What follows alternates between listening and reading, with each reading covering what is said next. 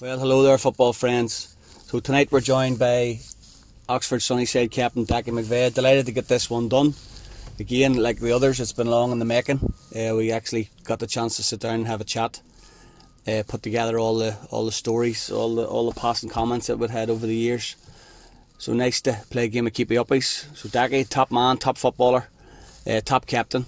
So a defiant message from him for the season ahead and for the future of the club. So kick back, listen in, hope you enjoy it. Remain awesome, football friends. Thanks for the continued listening and support. Like, share, follow, etc, etc, etc.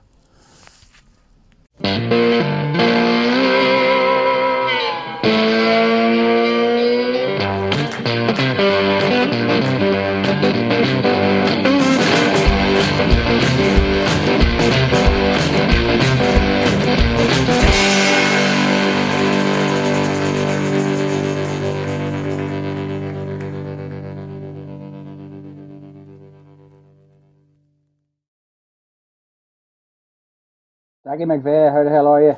I'm good. Sorry about that there. I couldn't find my earphones there. You didn't let the technology beat you. That's a good man. Good man. I actually had to go and borrow our earphones there because the wee girl lifted mine and I couldn't find them. Like this podcast about an hour ago, I was running about looking for them everywhere. Just as well I was running late then, wasn't it? Are you watching the Arsenal match? I had it on there, yeah, so I know it's 0-0. It's not really worth watching. Arsenal didn't have a shot on target, so. Really? Must be a second string out, is it? No, they've good players playing there. They've Martinelli and like Saka and all playing, like second string defence playing, but that's basically should still be winning games like that. Yeah, no, fair enough. Grammar Park's in better condition than Oxford's pitch there. Yeah. There's my secretary, just delivering my tea and biscuits. We'll get started very soon. No beer. No beer tonight, mate. No beer tonight. What's this chat about beer on a Thursday night before training? Before or after? That's what I want to know. Apparently. I know, before training. Who's saying that? Christy Coleman. I call it team bonding. It's after training. We all go to JP's. That's it. Hit the button. James French, thank you very much. Hit the button that whole put it in the tab. That's the whole sponsorship thing. So that's it. No. Yeah, great idea. Listen, mate, we'll kickstart here. I appreciate we're running late now. It's after 9 o'clock, so no problem. No worries. And you've done all your homework, haven't you? I think so. Like majority of it anyway. Like so, there'll be a few things that just catch me off guard, but sure. No, that's no worries. All right, so straight in. So first tackle, first header, first pass. So the first question we're asking is what football team you support and who was your football idol growing up? Football team of sports, Man United. My idol, obviously, because it was Man United, was Beckham growing up. But then that ship sailed and it became Ronaldinho because I thought he sort of created football, created a bit of magic. And then obviously I moved on to Messi whenever Ronaldinho hung the boots up. Fair play. So Messi rather than Ronaldo? Yeah, I've always been a Messi man. I went to New Camp one time and seen Messi scoring a hat-trick against Ajax and stuff. And even when Ronaldo was at United, I was still a Messi man always. Yeah, nice. And what do you reckon, the World Cup, did it sort of cement his place as the GOAT? Nah, his place was already cemented before that.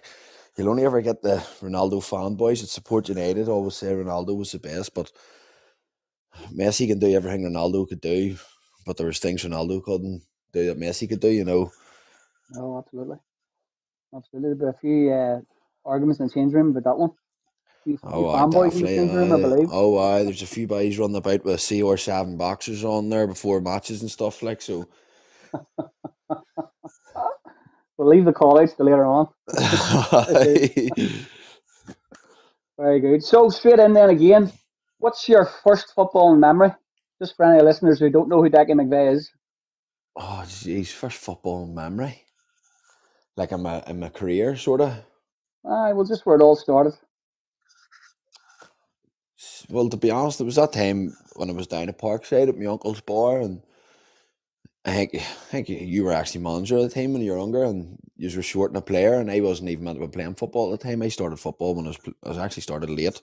I was always playing Gaelic right up through, and obviously I knew a few of the players that were playing on your team at the time, and I think it was a man down or someone didn't turn up, and I come out and helped out, and I think that was it. It sort of just took off from there. That was my first memory of football, and that was actually my first time really playing football. Yeah. I was late in the game, so it was so.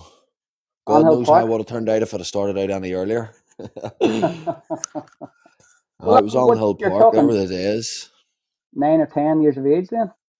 I was in around, I think I was 10, in around 10 or Yeah. 11, Yeah, so playing for Sunnyside under 11s. So training down in On Hill Park and then putting the jersey on for the mighty Sunnyside. Yeah, and I'm now back at it again, doing the same thing again.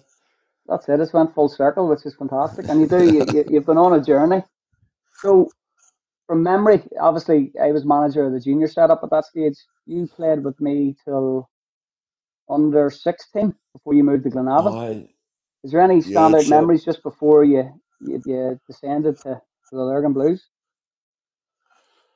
no, I just remember we had loads of cup runs and stuff there. We had a great team coming up right through the ages, like, and even the age group above us, which was like say Keepie McVeigh and Chris Coleman and stuff, and Aaron her.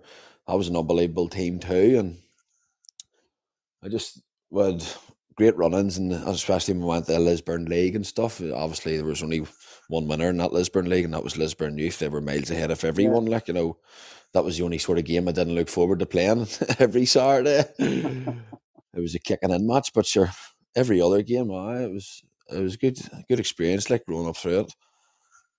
Absolutely. And again, predominantly a right back in your youth?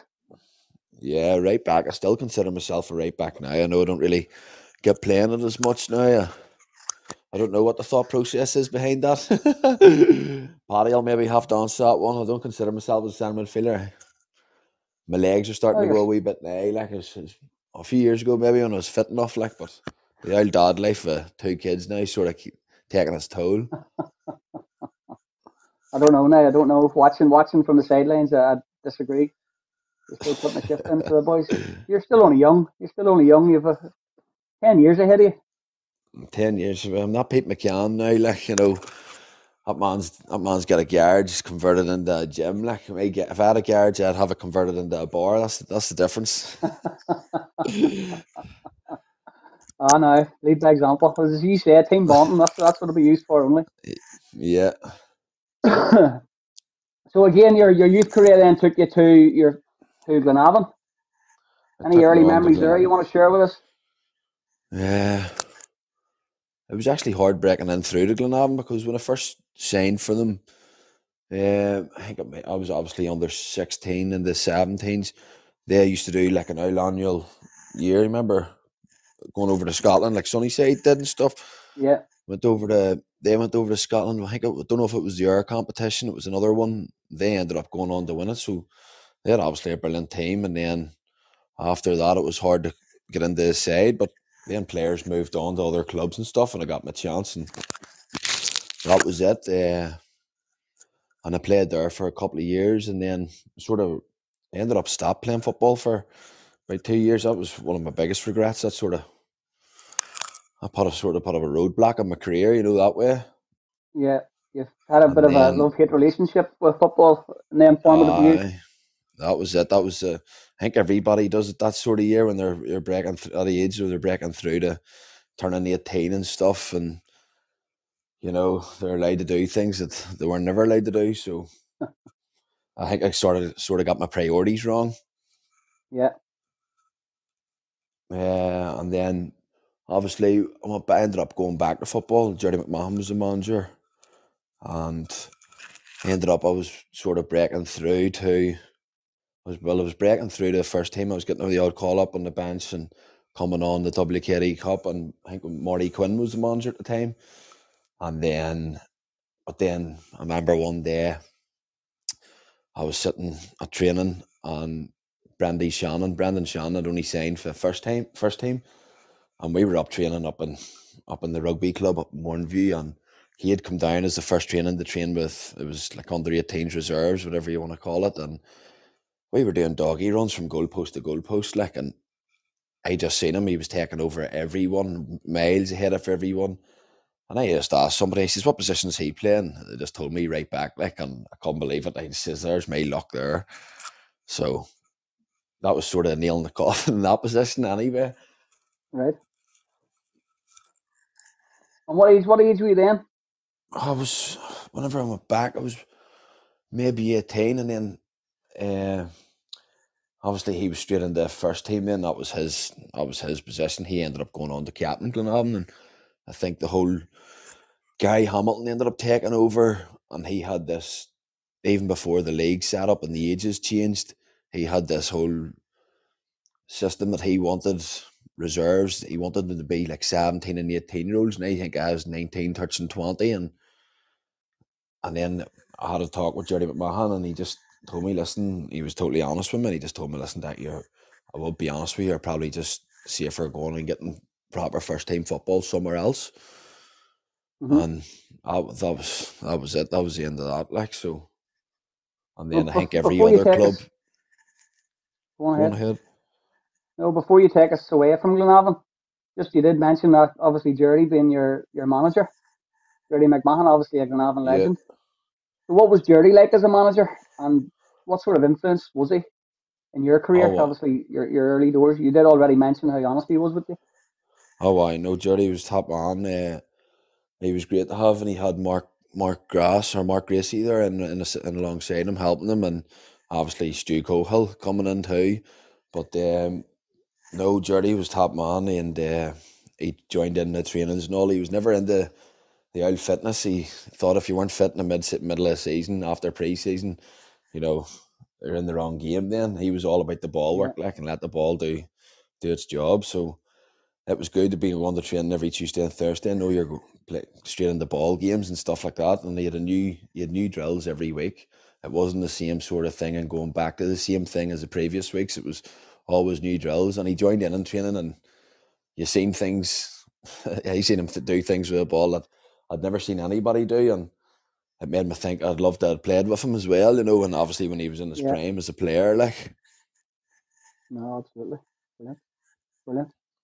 So the Glenavon stint, say Gerry was honest with you, and where did the next step take you? The next step feels like a lifetime ago. I'm trying to think about it here.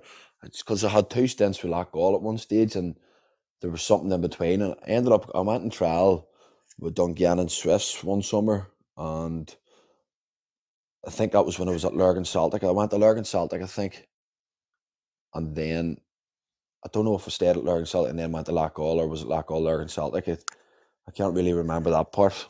But I ended up had a trial at Dungannon Swifts over the summer, and I done the whole pre-season with them. Darren Murphy was the manager. I think it was Darren Murphy who was the manager at the time, and then it got towards the start of the season, and I heard he had already signed Andrew Burns as right back, who was training at the time. So that was me. I just moved on then, and I think I signed for Loughgall or Lurgan Celtic at the time. I think it was Loughgall then. So no, and then I had a stint at Loughgall for a while, and then I think Colin Malone took over as manager at Lurgan Celtic, and that's when I joined him in the January, and I think Lurgan Celtic were towards the bottom of the season. Me and like Niall Lavery and all left Loughgall to go back to Lurgan Celtic. So actually, the time I actually went to sign for Loughgall, it was Colin Malone was manager. Now, this was a great one. Like, he was manager at the time, and did a friendly on a Monday night, and he had asked us to go up and play a friendly, and I think it was me, Big Soupy, and obviously Buckshot and stuff, and we went up, and I think it was a Monday or Tuesday night, and we walked into the changing room. We were sitting there, no sign of any manager coming in. We were sitting there for about 20 minutes, and next thing, an off fella come in and started giving off stink to everyone, and we were all like, who is this here? And then we realised it was the new manager, and Colin Malone wasn't there anymore. He had left just before. So we were sitting there going, we've come up here to sign or play for Collie, like, and this off fella's come in. It was don't know if you know him, was Gary McKinstry, I think it was. Everybody knows him as Yes. Kinky, is it? Mm-hmm. So, and then I played there for a while, and then that was whenever Colin got the job for Lurgan Celtic, and then that was the sort of start of his build up from January onwards when he started signing his own players then. Yeah. So good times at Lurgan Celtic. So any standout memories there? Obviously, one that stands out from the outsider looking in was being involved in the memorable Irish Cup victory over Portadown at Shamrock Park, which ultimately ended Ronnie McFall's management career. Yeah, What's your memories of that? That was it. I remember we ended up drawing Portadown in the cup, and I'd put a thing up on Facebook when we got the draw, and I wrote up saying that it would be Ronnie McFall's last game as Portadown manager, and it turned out that it was true then. So, no, I would take. We won the league that year. It was intermediate, or it was Championship 2, and you know that was the highlight of that. That was well over them playing and beating Portadown, and I think we travelled down to Linfield and played them as well. Like, winning Championship 2 was a great year because all the lads, everybody was together, and I think we were out every Saturday. We were winning that many games, we just felt unstoppable then. Yeah. And everybody was out every Saturday night after matches and all, and there was people from all over obviously playing for us at the time, and they stayed up and Lurgan and stuff, and we accommodated for them and all. It was good times, like sort of friends for life then that way, Yeah, absolutely. Memories, yeah. Yeah. Oh, fantastic. And you mentioned your was it the Irish Cup semi-final against Linfield at Windsor Park? Yeah. It was a tough day, so it was. I was doing centre midfield that day, marking Jimmy Mulgrew, I think it was, captain there. And when I looked at him up and down, I thought, fuck, I'll be quicker than him, no ball. And he just used to get the ball and knock it a couple of yards, and he was away. And he says, how can he be quicker than me? Like, he didn't really, even now, like, he didn't have the shape at it, but the shape of as a sprinter, like, but yeah, I'm still watching him there on Friday nights and stuff there when he's on, like, and he's still doing the same thing, like. Oh, absolutely. Lessons learned. I say, and then your time with Lurgan Celtic came to an end before you joined Oxford Sunnyside, where you're currently now. How did that all come about? Oh, I was at Lurgan Celtic, obviously went up in the Championship 1, and we were actually done well that year. We were pushing, and we were up in around the top 4, and I think we'd won about 8 in the bounce coming towards Christmas, and there was a whole lot of things went on in the club that obviously I don't know the ins and outs of, so yeah, there's no point me trying to tell you what went wrong. But I remember we were going to play Lauren one day, and Colin Malone opened up his door and he let us listen to sort of a voicemail was left from somebody from the IFA saying that the license to be promoted had been withdrew. So we ended up going down to play Lauren with no striker. Jazzer, I think Big Jazzer had heard he'd got wind of this and that the license would pulled, and he just says, I'm not going down to play then. And that was sort of it. That was the downfall of it. Like, I've played a few more games after it, and then I left, and then I signed for Loughgall then for a second stint.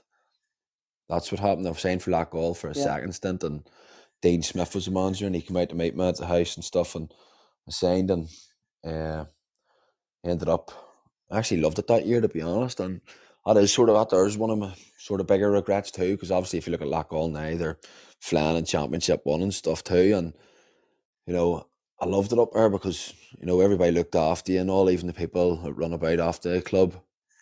Yeah, you're staying after the club for a few pints and watching the football and stuff, and they paid for your taxi home and stuff, just to get you to stay to have the cracking things like. So it was a good year, but then my workplace obviously went on to 3 shifts, and I really felt the effects of it. I was doing night shift and stuff, and I wasn't training, and I just didn't feel like I was up to my full standard. Turning up on a Saturday every second week doing an evening shift and all, and I just had to pull the plug then. And then around Christmas in January, and I took 6 months off, and I think that was when Oxford were intermediate B. They were pushing for promotion, and I just said I would take the time out, and and went to a few Oxford games in and watched them stuff. And obviously, Kieran Ryan was on them and Paddy was on them too. And I told them, listen, I would just talk at the end of the season and stuff like that. And that was it. They had a great year and went up, and that was it. Like, so that's how I ended up signing and coming about. I was always in touch with Paddy right up until then, you know. Yeah. No, great. And as I said, now you're playing a main role. You're club captain at the minute for the first team. Pete McCann having took a coaching role, player coaching role. How do Yeah. you feel? How do you feel it's going? How do you feel the club is, and where do you think the club's going? Oh no, the club's going in the right direction, big time. Just from top to bottom, just the way the club's being run. It's actually being run like an Irish, but like, you know, like a championship side, and the clubs have played for, like, you know, from all the work that's being put in, with all the events are running and all, and getting kids involved and stuff with the mascots and things like that, and the club's in a great position and all. It's just whether we can do the work to bring it into, obviously move it up to the next level, like, and you were saying there about the captaincy thing, like, too. Like, I'll always see Pete's my captain. Like, I might be captain of the rest of the lads or captain of the team and stuff, but no matter whether Pete's playing on a Saturday, Pete will still be my captain, you know, that way. Like, because when I first signed for him and seen him playing, I actually couldn't believe how good he was that year. And then somebody told me his age, and I couldn't believe it. Yeah. I thought to myself, this guy's only a year older than me, and he's running about. He was fittest guy on the pitch and stuff, and sort of look up to him that way. You know what I mean? Oh, absolutely. He sets a standard, and you live and learn off him. Oh, aye, Continue big to time. apply that standard. No, Pete's actually a year younger than me, but when Pete was playing schoolboy football with me, like, he was always been a year up. We played in the cup Oh, together at under 14, but Pete was a year younger than everybody else, and even then stood out. Physically, stronger than everybody else, despite his, he's not the tallest player in the world, but was more skilled, was more determined, and to sustain that till into his early 40s now, it's to be admired. it's an incredible achievement, like. And similar to yourself, I mean, you've played for some top clubs, you've played under some top managers. You mentioned a few there. How do you find Paddy McCrory as a manager? Paddy's a good friend of mine and an ex teammate. Yeah, no, Paddy's great. He's a great man, like, and he's an open and honest with you all the time and stuff. And obviously, you know yourself, he lives and breathes football, and you know he's put his heart and soul into everything from day dot. Like, there's times I'd be travelling to work, and he'd be the first one to be writing in the group with the schedule of training and team sheets and stuff like that. There, it's, you know, you can tell that he puts absolutely everything into it. So, you know, to see the lads and all there on Boxing Day lift the trophy and stuff for him and all, it's unbelievable. Like, and obviously we're not going to quit there. You know, we're hoping to go on to bigger and better things like this year. Like, we'd set our stalls out at the start of the season to just try and win. Like, obviously our bread and butter was the league, but obviously from a disappointment to the cup final last year, you know, and the semi-final and the other cup too, we should have went through. When the cups come along this year, we're going to go for them, you know, that way. We're going to go for everything we Yeah. can. But no, Paddy's always the first one down there at the club where it's a Saturday, and he's first one down at training on Tuesdays and Thursdays, and last one to leave too.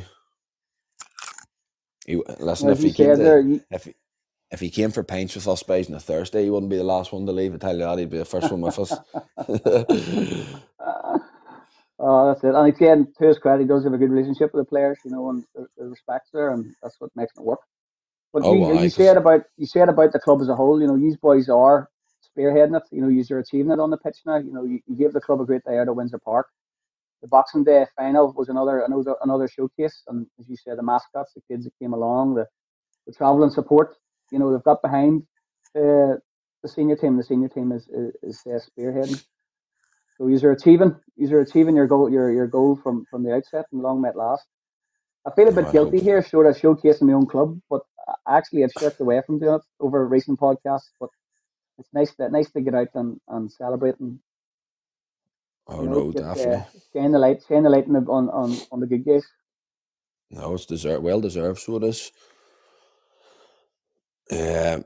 obviously we're going to go for the league this year, but we're just taking every game as it comes, and it's the same thing as last year there because of the cup runs. We're sort of falling behind in league games, and obviously everybody wants points on the board. You don't want to be chasing teams, and I think last year we sort of lost a wee bit of belief, in the league games because obviously Ballymacash and Crew, it was a 2-horse race towards the end of it, and they run away with it, and and if you do lose that wee bit of belief, maybe you're carrying it into the cup games as well. You know what I mean? You're not as motivated and stuff too, but this year Paddy's made some great signings and stuff and he knew where we need strengthened, and there's some competitiveness on the trainings, and I wouldn't like to do Paddy's job and having to pick starting 11 on a Saturday. I'd say that's one of the hardest jobs with all the players that we've got. So no, there's a whole different buzz about the team. Even even all the lads and all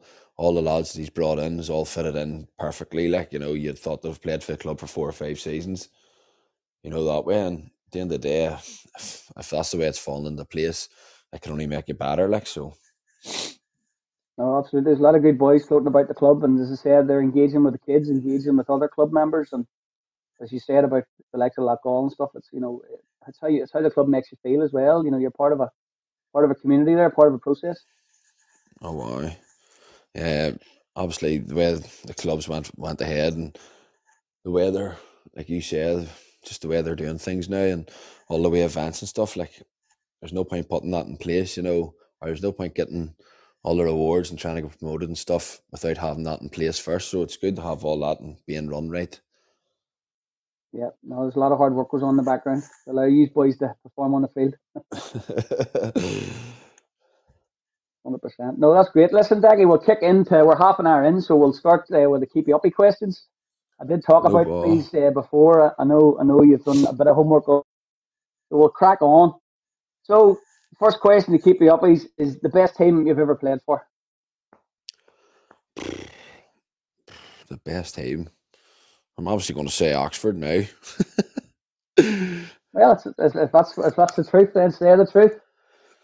I just this whole season, obviously, yourself. I've had a few weeks out there, and I've got the buzz back to play football now. You know what I mean? And as you get on, you sort of lose that sort of wee bit of a bite. And this year, just from the start of the season, I know you're winning games and stuff, but no, I've got the sort of buzz back, and just the whole squad that we've got now, it could end up being the best squad that I have played for easily. At the end of the day, the teams were the Lurgan Celtic squad that won the league with was an unbelievable team too. But things move on, and this is where it's at. I don't want to get a doing from the teammates here on Tuesday night. Well, you can call a few out here, give them a bit of stick. All right, so the next question is best captain. The best captain? Yeah, the best captain I've played for would be Stephen Ferguson from Loughgall. There's no words for him. He's obviously played. He'd be a sort of type of player like Pete as well. He played right up there, brave age, and played at a great level and all. But he was great to have in your team and all. No matter where you were going or how hard the opposition was, he always made you believe that you were going to win the game. Oh, brilliant. Yep. And again, remember to like and tag and share these folks that you're name dropping. I'm sure there'll be a few you will like to share them. All right, the next couple here. So best goal scorer and best touch. Best goal scorer.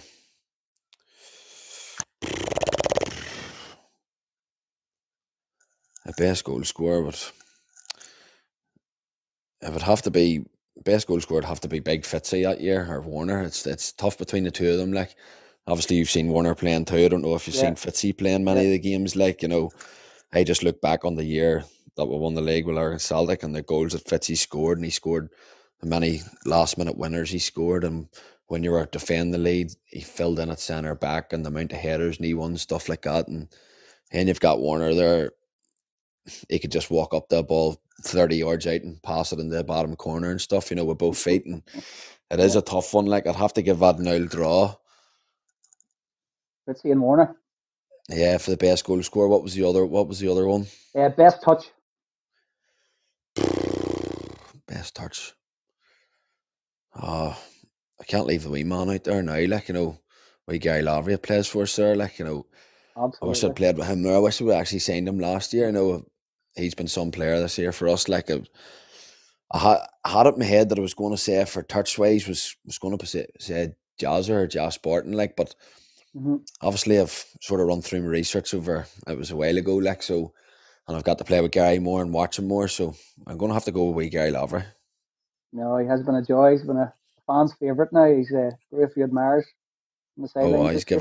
he's give us something different this year, something just right in behind there, but maybe we've sort of been lacking last year. Absolutely, just got something different. All right, so the next couple here: best keeper, best defender, and best midfielder. Best keeper, defender, midfielder. Yeah. The best keeper. Well, I'm going to have to go with McCrory, like. Yeah, your old buddy McCrory. I can't leave him out because I know people go on about the goals we scored. Well, like likes of Lavery and Big Fitzy and Daniel Ryan that year at Lurgan Celtic. Like, but I see McCrory make saves there 1v1 that you don't get enough credit for. People only sort of remember the goal scores and who scored the goals to get the points and all. But I sort of remember the saves because I was closer to him, in the fence, like so. Yeah. And I seen him pull off some saves that he didn't expect him to, and you had that sort of belief whenever a striker got in behind you and he was 1-on-1. Usually you think, he's scoring this, but whenever he's coming up against McCrory, I just thought to myself, like, he'll save this. Mm-hmm. He's daft enough to get himself in the way of the ball, McCrory. That's a great thing. Aye, that's it. He's trying to take it in the face. That's it. Brilliant. Brilliant. All right, so best defender and best midfielder. I think defender's actually the hardest one. The hardest one to come by. This defenders I played with. Yeah. See, I feel bad leaving anybody out at the club, like. But well, your career spans beyond the club, the best player, the best defender. It'll make the defenders at the club play harder, so you can add their name in next time.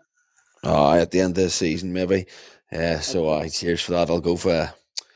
I'd have to go with maybe Big Doran Noonan. He played for Armagh City, and we signed him for Lurgan Celtic, and that was sort of personal towards him, between him and Big Hutchie from Dundalk. Like, we had them two at centre back, and Big Noonan was the ball winning defender, like, won everything. But then you had Hutchie there. He was the ball playing defender, could win headers and stuff and all too. Like, he done some things with a ball from centre back I'd never see anybody do or even try. Brilliant. All right, then your midfielder. The best midfielder. See, I'm sort of regretting giving out Fergie, giving him the best captain, like, so. I was thinking about him as best centre midfielder. Best is it midfielder across the board, or is it centre mids, or? Just defender, midfielder, just as you see fit. Your definition of a midfielder.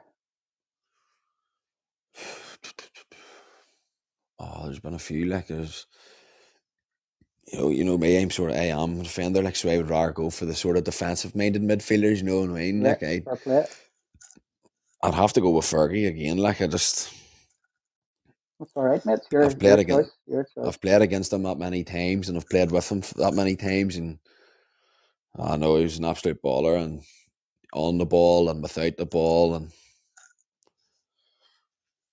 Brilliant. All right, so this is probably another tough one for you. Best striker. Best striker. Jeez, you never think two-worded questions would be this hard. I'm telling you. Jeez. Yeah. You told me you'd done your homework. I did. But then when I'm looking at best goal scorers and all, and I'm thinking about what I've already said, and I don't like to sort of mention the same person twice. Like, best striker, best all-round striker. I'd have to give that to Big Warner, maybe. Big Warner, he scored goals and he held the ball up and all. And obviously, played with him at Loughgall before he was at Oxford, and he was obviously a wee bit younger. He played up front with big Daniel Wren, and them two scored some goals between them, and Daniel sort of done the dirty work for him, and Warner just put them away. And I think he scored well over 30 goals that year, and Daniel was touching 20s to 30s, Oh, brilliant. He was prolific. It wasn't too often he wasn't scoring with Oxford over the past couple of years. When you seen him, whenever you got a penalty in the match and you knew he was stepping up, you were pretty confident. Never in doubt. Yeah, never in doubt. Never in doubt. No, brilliant. All right, so best left foot and best right foot.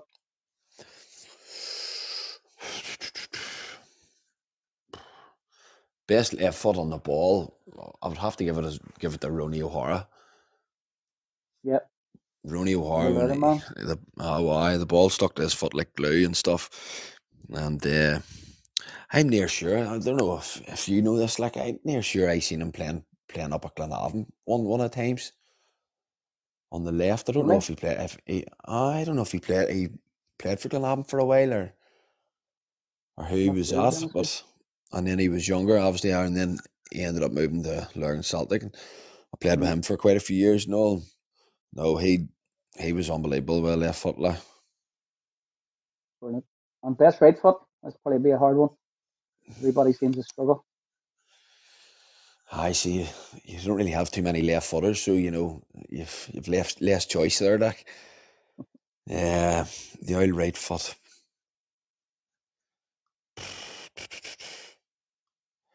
That is a tough one. Best right footed.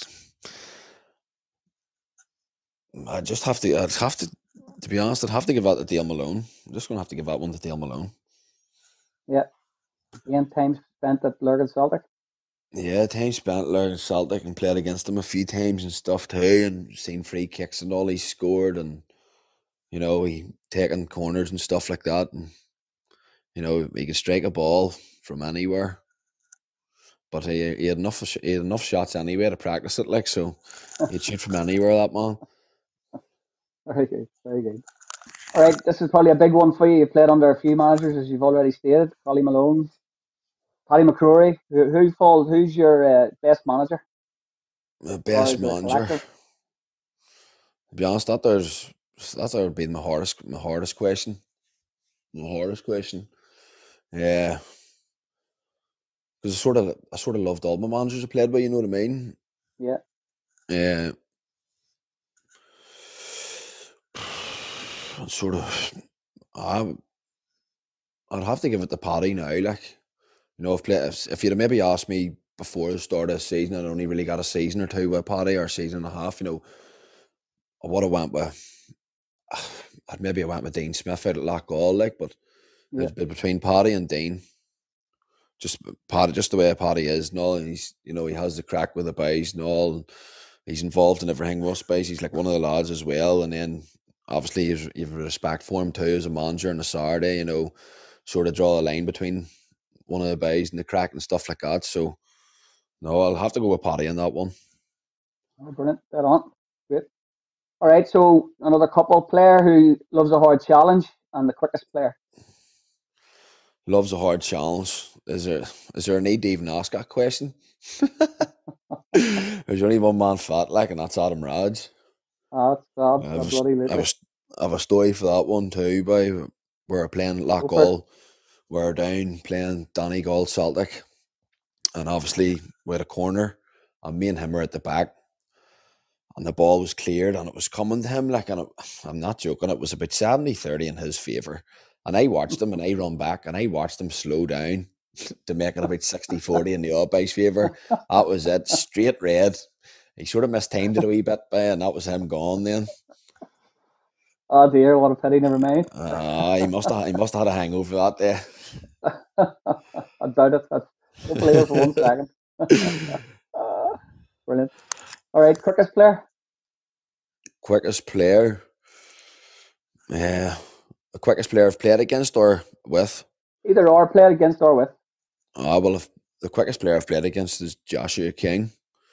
He was at United at the time. I was down in Milk Cup, and that was one of my worst days in football. I was playing Gaelic on soccer at the time, and I was I consider himself pretty quick, but sure, he was just getting the ball to halfway line and he was leaving me for dust, and you know, and then I was going off a pitch at half time, and my uncle Lawrence and my dad called me over and he says, "Listen, just take him clean out."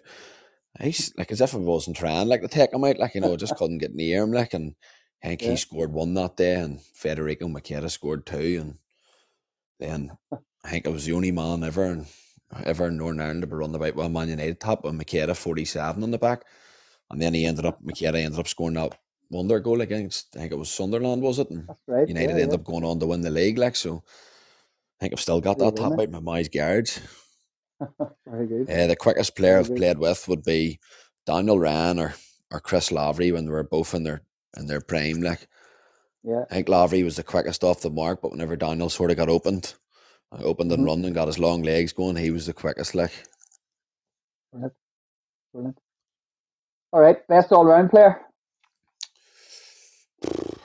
Best all-round player. Oh. Best all-round player is a tough one, but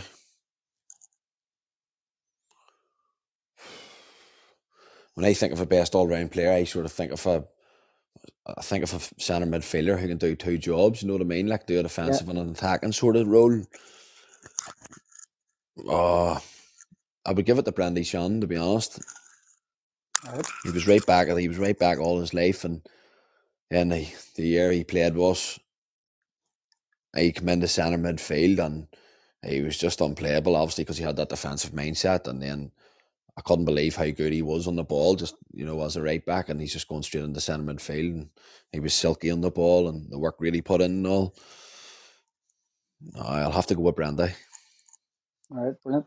All right, the last two for the Keepie Uppies. You get a wee break. So, a player that got better with age and player who always gave 100%.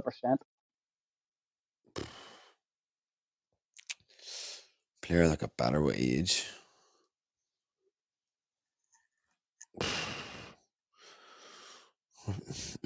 Go with Pete McCann, that one. Fair enough. I never seen him when I was younger playing, like, but no, he's still going. That's a hard one. That's a tough one. I don't really know. See, to be honest, I'd throw myself in that category because I didn't really consider myself to be decent with a ball and stuff whenever I was sort of younger. You know, I was just on it out and out quick right back, and that was it. I was defensively minded, and I just loved coming up against the winger up on the line, like, to tackle him and stuff. But no, I watched enough football over the years to sort of understand a wee bit more about the game, and then I sort of got better with the ball and stuff that way. Like, but sure, and the player who always gave 100%.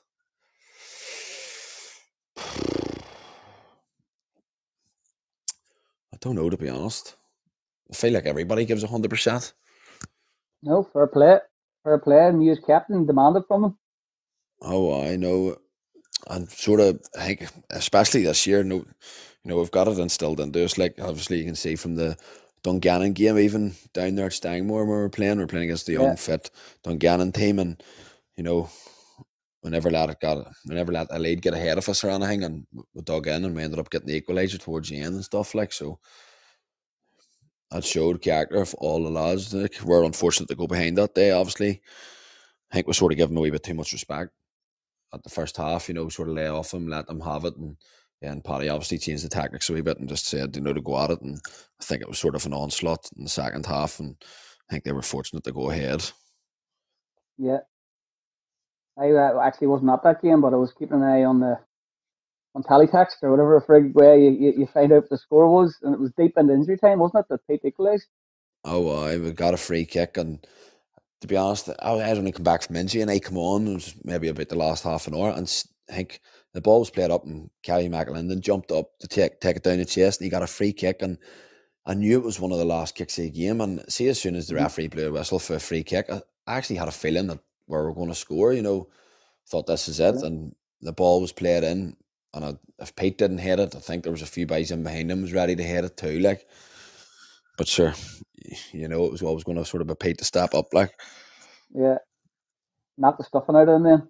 Oh, why, that was it.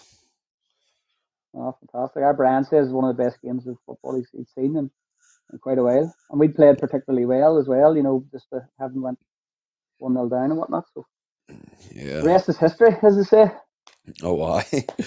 That's that one out of the road on to the next one, so we are. That's it. And there's a defence, even listening to Raj being interviewed and stuff, as you've already touched on it there. There's a confidence in a defence that is there on the march. Oh, why? Just, we're sort of looking forward to every game now, and, obviously we know our objective is to win the league, but, we're not going to stop there, because at the end of the day, there's no point winning the league, you don't get promoted. Like, I don't know what other people would think, like, but if I won the league and if we didn't get promoted, like, I couldn't even call it an achievement, to be honest. Like, not sort of in my book. I wouldn't be happy. Like, wouldn't be happy with a medal or anything. Like, I wouldn't even, to be honest, I wouldn't even celebrate. Like, fair play, it'd be good for a club to win the league and all, but sure, what's the point winning the league and being stuck in the same league next year? Like, No, that's it. Well, say the next step is to, there'll be a playoff potentially then for the Niffle League. So, aye. So you dare to dream, you take the next step, That's the thing. None of the lads, we don't even keep track of the other league, and who's up and around the top six. We have to do our job first, and that's sort of be a top team in our league, and that's it. Fair play. All right, so we'll give you a breather from all the hot and heavy questions. So my co-host obviously isn't here tonight. It's just myself. So me and him had to spin the wheel of berba earlier today. So. Right. Are you happy to just crack back in here? The wheel of berba. This was spun at about, I think it was 3:30 on the way down the road from Dublin today, and it landed on the big debate. So the big debate, which also requires your input. So this is the question, and this is going to be a difficult one for you. So red sauce or brown sauce on a sausage roll?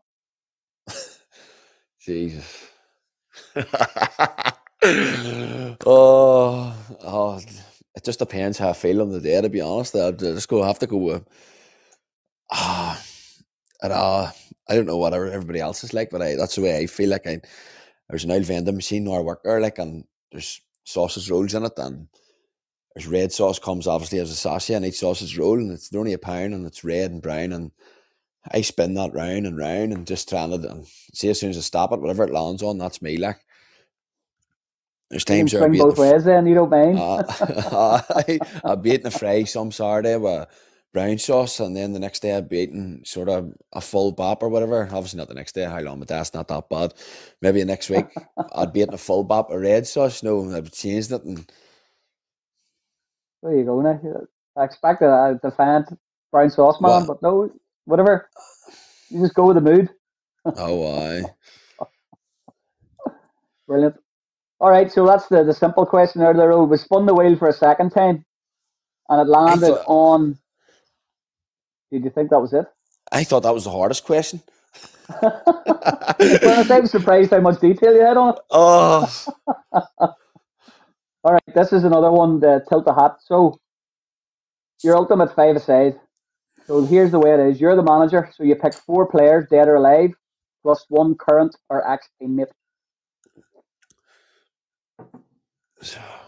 Right, I'm the manager, 5 players, dead or alive, and I'm only allowed to choose 1 teammate or 1 current teammate? 1 current or ex-teammate. Oh, God. Right, well,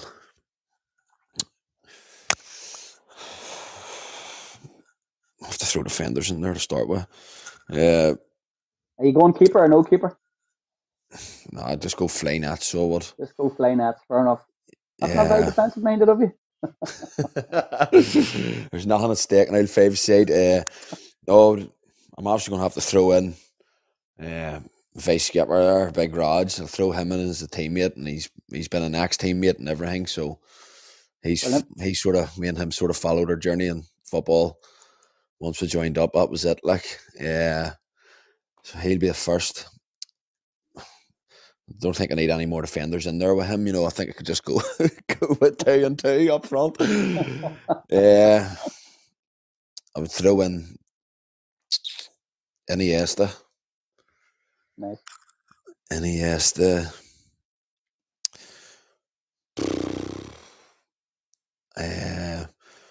Maybe, obviously I'm going to throw Messi in.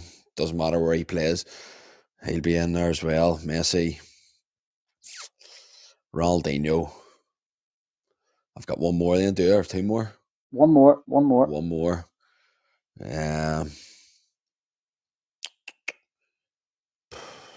Wayne Rooney. I have to throw in Wayne Rooney. I think Rooney's United. I think Rooney's been United's greatest player of all time. Well, that I've seen anyway. So interesting. No Liverpool players in there, no. No, definitely not. Simply no. I can't have them about me. My ears started burning there through the headphones whenever you even said their name. I've been kind to you. Normally the Man United fans get a bit of stick. So what about Man United? How do you feel? Are they on the march again, or is it? I don't want to talk too soon, Nick, but I think anybody can see it. Just the way things have went since Ten Hag come in. Obviously lost them first two games, and everybody couldn't wait. All the opposition fans couldn't wait to jump on the bandwagon and stuff. But at the end of the day, you can't deny they've turned it around. And I know they talk about the money they've spent and all, but even he's coming out and saying about, they've signed an unimaginable amount of players and stuff for silly money. And I think he's sort of putting a stamp on it anyway. And obviously, I'm never going to judge anybody in the first season, but I think if he gets a striker in next year and maybe a centre midfielder, we could maybe go far enough next year. But I think the whole objective this year is to get Champions League football. You know what I mean? Nobody wants to be playing in Europa League, but sure, we've got a big night against Barcelona, so you just have to take it with a pinch of salt, don't you? Absolutely. And what about this Weghorst boy they're looking to sign? Well, apparently linked with him.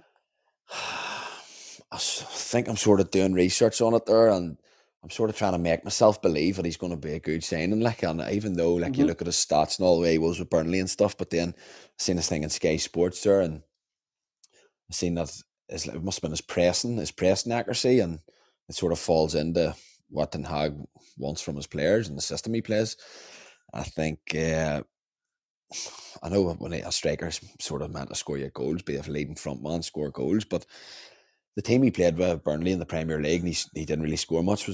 You know what I mean? They were lumping balls, and he was heading the balls to try and make it onto the run too. I think if he's the furthest man up the field for United and he's doing the press and stuff, I think he'll get a lot more opportunities to score if they do sign him on loan or whatever it is. I'm actually glad they're not going out and sort of panic ban a striker for silly money in January and getting robbed. Once clubs see United coming in, they just know they're going to put their hand in and ask for silly money. Yeah. Awesome. Listen, I've one burning question, and this is for any of our young listeners or maybe some of our older listeners over 35s. And in fairness, it was Pats that actually put this question to me, and a question that I want to put to you. So when you're playing in a match and you start the game off badly, have you any mindset or any traits that actually sort of helps you turn it around, or is there anything you do to try and improve how you've started the game? Trying to get back into the game, or is there any lessons we can take from that, or you can educate us on? Try and sneakily signal their bench to get subbed.